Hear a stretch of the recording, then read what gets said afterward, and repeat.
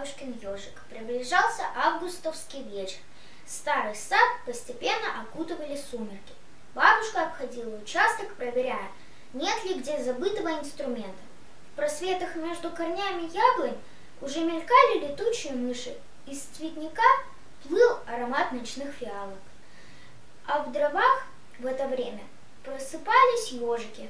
И когда из малинника вышел детеныш в серых иголочках, бабушка не удивилась, а позвала дочь с внучкой, стараясь не шуметь, и, прихватив формочку с козьим молоком, все поспешили знакомиться с колючим малышом. Ежонок и не думал прятаться. То ли он от природы был любопытным, то ли привык к соседству людей. Трехлетняя внучка, затаив дыхание, щека к щеке с бабушкой, смотрела на смельчака, а тот, увлеченный корешками и травинками, не сразу учуял принесенное лакомство. Когда же запах гостинца достиг черного носика, ежик оживился.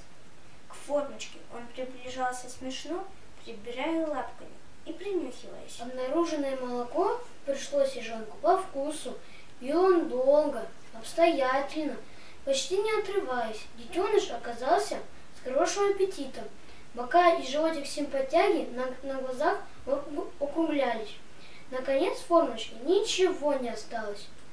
Ежонок мордочкой потыкался в дно, видимо, надеясь на продолжение.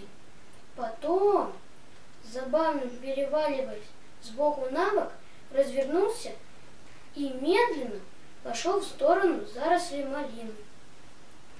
Открой свою книгу!